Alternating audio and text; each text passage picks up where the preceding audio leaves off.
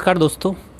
मेरे साथ सांसद धर्मवीरा जी हैं। अभी इनसे मैं सबसे पहले इनकी लाइफ की जर्नी के बारे में बात करूंगा कि सर ने राजनीति कैसे कैसे ज्वाइन की और किस दिशा के लिए ज्वाइन की। और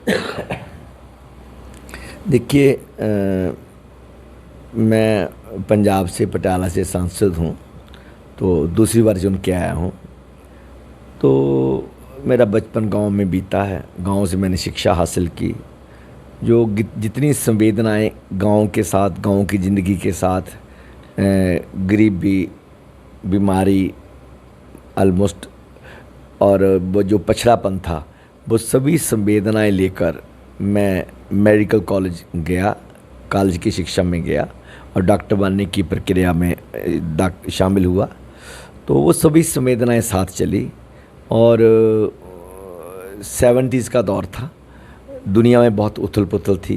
कहीं पे वियतनाम सुलग रहा था, कहीं पे कंबोडिया सुलग रहा था, कहीं पे फ्रांस में यूनिवर्सिटी में बहुत ज़बरदस्त आंदोलन था। पंजाब में बहुत ज़बरदस्त आंदोलन था। ऑल इंडिया रेलवे स्ट्राइक हो रही थी और किसान आंदोलन तो बंगाल में चरम सीमा में था। सारे देश में एक उथल पुथल थी, सारी दुनिया में उथल पुथल थी। तो उस समय मैं अपने यौवन काल में मैं इन सभी जो घटनाएं घट रही दुनिया में, उससे प्रभावित हुए बिना नहीं रह सका। और उस समय जो मार्क्सवाद की जो एक फ़िलॉसफी थी, लेफ्टिस्ट फ़िलॉसफी थी, मैं उसके प्रभाव में गया और सही गया। क्योंकि मुझे लगा कि अभी लगता है कि जो दुनिया में विषमताएं हैं, जो दुनिया में भेदभाव है, जो दुनिया में मुफलिसी है, गरीबी है, बेरोज़गारी है और अन्याय है, उसका एकमात्र जो सलूशन है वो समाजवाद में है। तो उस वक्त मेरा मानना था और अब भी मैं उस विचार से प्रभावित हूँ। ये बात अलग है कि दुनिया के सारी दुनिया में इस समय कहीं भी समाजवाद उस तरह से नहीं पनप पाया या बन पाया या चल पाया जिसकी कॉमरेड मार्क्स ने या एंगल्स ने या लेनिन ने कल्पना की थी। एक बहुत बड़ी पिछाड़ खा चुका है समाजवाद। पर दुनिया का हालात आज भी वही हैं। हम सब लोग देख रहे हैं, कभी इराक़ हुआ, कभी अफ़गानिस्तान हुआ, कभी सीरिया हुआ और कभी यूक्रेन हुआ और कभी ये गाज़ा पट्टी में जो चल रहा है फ़लस्तीन और हमास के बीच, ये हम लोग हर तरफ अशांति, अन्याय और बर्बरता देख रहे हैं। ये पूंजीवादी जो व्यवस्था है, इसने जिस तरह दुनिया को बांटा हुआ है अपनी लूट के लिए, अपने ध्वंस के लिए, अपने दबदबे के लिए और अपनी हेजमनी के लिए, उसके कारण ये दुनिया, सारी दुनिया आज जो संताप है वो झेल रही है। तो मैं भी अपने विद्यार्थी जीवन से सरगर्म हुआ। मेडिकल कॉलेज में मैंने दाखिला लिया 71 में। तो तब से लेकर मैं राजनीति में किसी न किसी रूप में सक्रिय रहा हूँ। असल में कोई आदमी गैर राजनीतिक होता ही नहीं है। जो आदमी ये कहता है ना मुझे राजनीति कोई लेना देना नहीं है, वो भी जानबूझकर या अनजाने में किसी न किसी राजनीति का पक्षधर बना रहता है। कभी घर वालों ने आपको रोका नहीं सर राजनीति में? नहीं, वो नहीं रोका। पिताजी ने रोका था। उन्होंने सोचा कि मैं अपने बच्चे को डॉक्टर बनने भेज रहा हूँ, ये किधर चल पड़ा है, ये तो सारी ज़िंदगी इधर राजनीति की बात करता है और मैं तो डॉक्टर बन के उसको अच्छी ज़िंदगी, परिवार के लिए अच्छी ज़िंदगी सोच के इसको भेजा था। डॉक्टर बन के तो आप अच्छा पैसा कमाते, क्यों राजनीति में आप आए? नहीं, वो एक राजनीति बहुत ज़रूरी है, क्योंकि राजनीति ना आपके ज़िंदगी के हर क्षेत्र को प्रभावित करती है।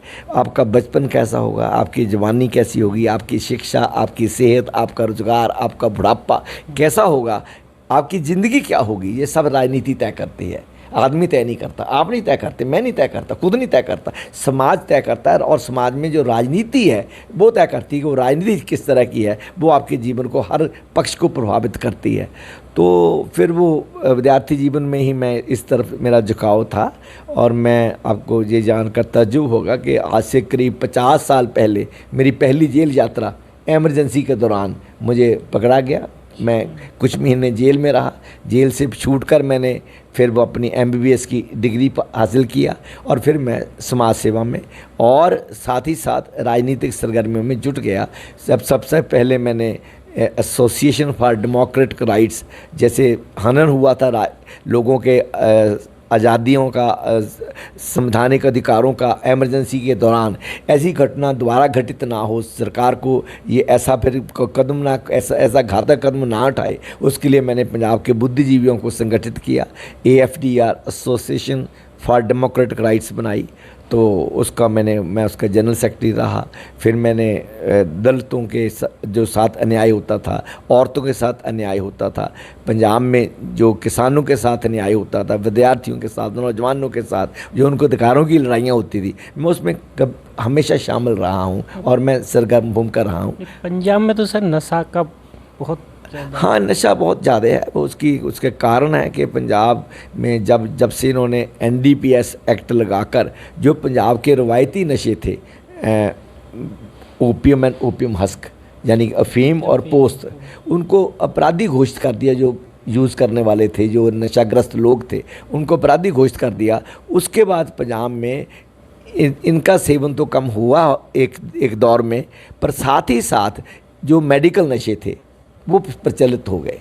जब वहाँ थोड़ा कड़ाई हुई, सख्ती सरकार ने यूज़ किया, सख्त कदम लिए, तो कुछ ऐसी एक लॉबी पैदा हो गई जिसमें राजनीतिक लोग थे, पुलिस का एक सेक्शन था, एक ब्यूरोक्रेसी का भी सेक्शन था, मैं तो कह सकता हूँ, और एक माफिया तैयार हो गया राजनीतिक लोगों का, पुलिस का, और जो जल्दी अमीर बनना चाहते थे, लालची लोभी लोग जो समाज का सत्यानाश करने के लिए हमेशा तैयार रहते हैं, इनका एक ऐसा गिरोह पैदा हो गया जिसके कारण लोग रवायती नशों से, जो पंजाब के पारंपरिक नशे थे जिनसे कोई मौत नहीं होती थी, वो घातक नहीं थे, ज़िंदगी को खतरा नहीं था, लोग हज़ारों साल से पंजाब में एक निश्चित मात्रा में, एक निश्चित संख्या में लोग उसका प्रयोग करते थे, उनको अपराधी कह दिया और जेलों में डाल दिया। वो अपराधी कतई नहीं है, वो बीमार हैं, वो तो सिस्टम का शिकार हैं, वो प्रबंध का शिकार हैं, तो उनको अपराधी कह के घोषित 10-10, 20-20 साल की सज़ा दे डाली।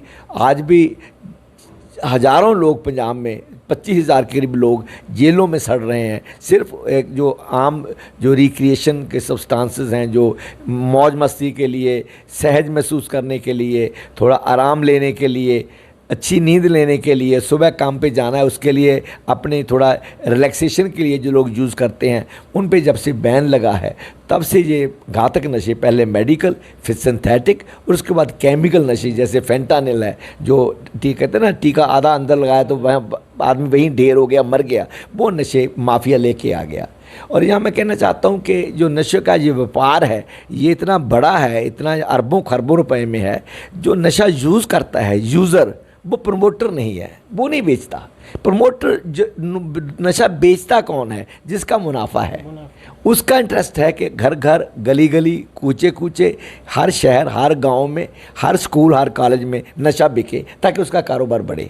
तो इस माफिया को ख़त्म करना बहुत ज़रूरी है। तो अभी जो पंजाब सरकार ने ये एक नशों के खिलाफ युद्ध शुरू किया हुआ है, वो बिल्कुल बेमानी है, क्योंकि सरकार सप्लाई की तरफ वो अपना सारा उसने अपनी धार रखी हुई है। जो डिमांड है उसकी तरफ वो सरकार संबोधित नहीं हो रही। जो रवायती नशे पंजाब के रहे हैं और जो घातक नहीं हैं, उनके बारे में जो सरकार का रवैया है वो वही पुराने वाला है, जो जबकि दुनिया मान चुकी है, UNO मान चुकी है that war on drugs has failed, कि नशों के खिलाफ जो जंग है वो फेल हो चुकी है दुनिया भर में। और अगर अमेरिका की एग्जांपल लें, अगर आप कनाडा की एग्जांपल लें, अगर आप स्विट्ज़रलैंड की एग्जांपल लें, अगर आप पुर्तगाल, सबसे पहले पुर्तगाल ने जो नशे के रोकने के लिए जो एक लचक पहुंच अपनाई, जो एक लचकदार पहुंच अपनाई और एक इसको सहायता के रूप में उनसे पेश आए, ना कि पनिशमेंट, सज़ा नहीं। उनको हमदर्दी की ज़रूरत है, मदद की ज़रूरत है, उनको धीरे धीरे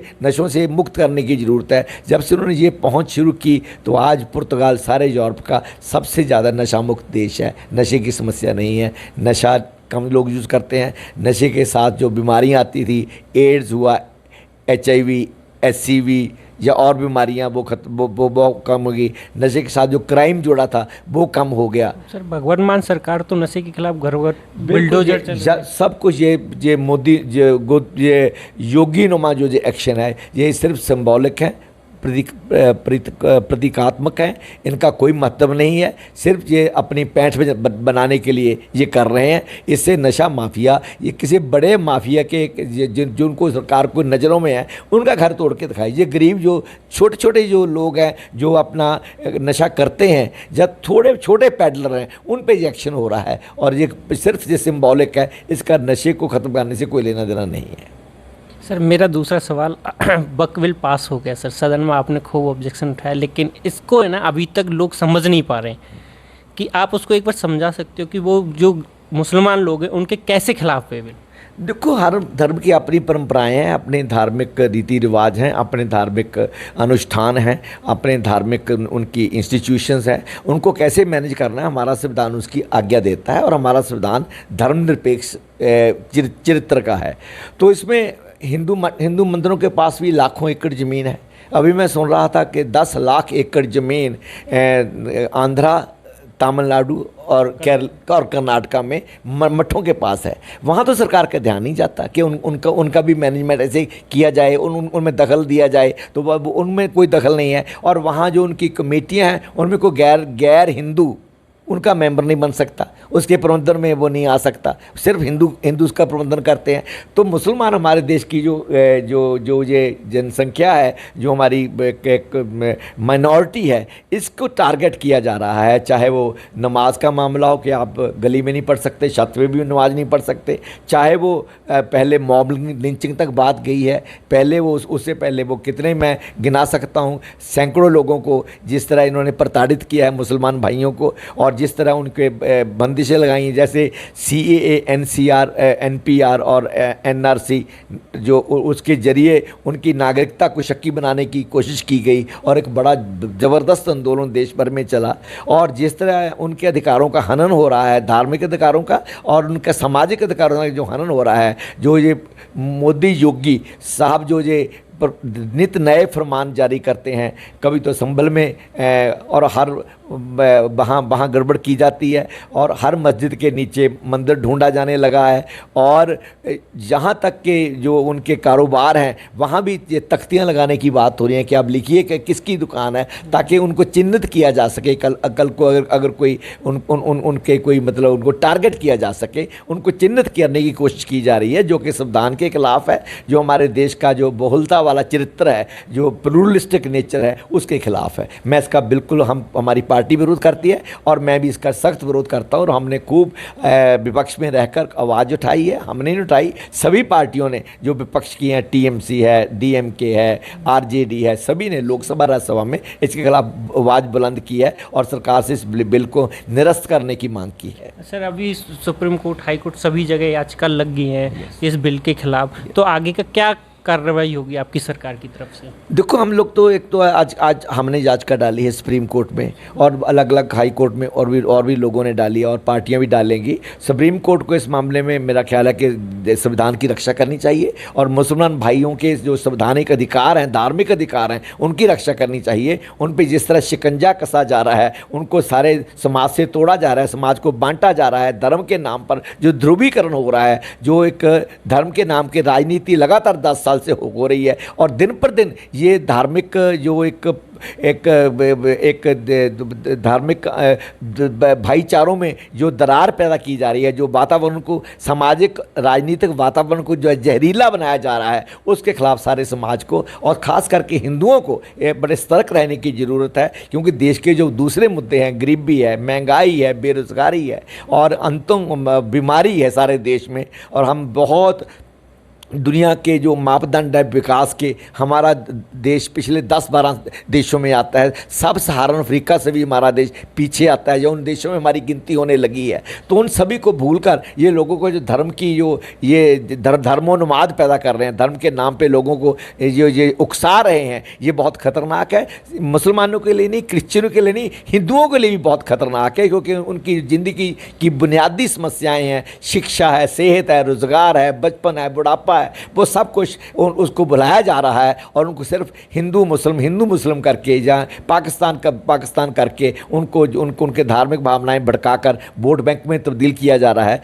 क्योंकि जो ये बेकार की कार्रवाइयाँ है, त्रिशूल उठाकर या कोई मुस्लिम भाइयों के खिलाफ या किसी कोई खालिस्तानी हो वो तलवार उठाकर, अब वो कौन जाएगा वहाँ पे? जो बेरोजगार होगा, जो अनपढ़ होगा, जो अधपढ़ होगा, उन लोगों को बेरोजगार रखकर, अनपढ़ रखकर एक धार्मिक अनुवाद वाली एक टीम बनाए, एक फौज खड़ी की जा रही है जो इस सिस्टम पे सवाल ना कर सके, गरीबी पे सवाल ना कर सके, बेरोजगारी पे सवाल ना करे, और जो मुफलिसी है, जो अंतों की ये पछड़ापन है उस पर जो सवाल ना कर सके। तो उस भीड़ में बदला जा रहा है, भीड़ तंत्र को एक बिल्ड किया जा रहा है, बनाया जा रहा है, जो देश के आगे बढ़ने के लिए बहुत खतरनाक रुझान है और बड़ी खतरनाक राजनीति है। नहीं, सरकार सर ये कह रही है कि जो बिल है ना, जो गरीब, जो मजदूर लोग हैं, जो मुस्लिम लोग हैं भाई, जिनको ज़मीन नहीं मिली है, जो माफिया हैं, उन्होंने जब ज़मीन हड़प रखी है, उनसे बचने के लिए ये हम बिल ला रहे हैं जिससे सबको समान। तो ये बताइए कि जो देश में करोड़ों करोड़ हिंदू लोग हैं, जो करोड़ों जो लाखों एकड़ ज़मीन जो मंदिरों में पड़ी है, तो गरीब हिंदुओं को बचाने के लिए, उनकी सहायता करने के लिए, उनको ज़मीन बांटने के लिए सरकार वहाँ ऐसा कानून क्यों नहीं लाती? क्योंकि देश के संविधान के सामने सब नागरिक बराबर हैं। मुसलमान ही के लिए क्यों टारगेट किए जा रहे हैं? ये मेरे को बताइए, आप सरकार बताइए।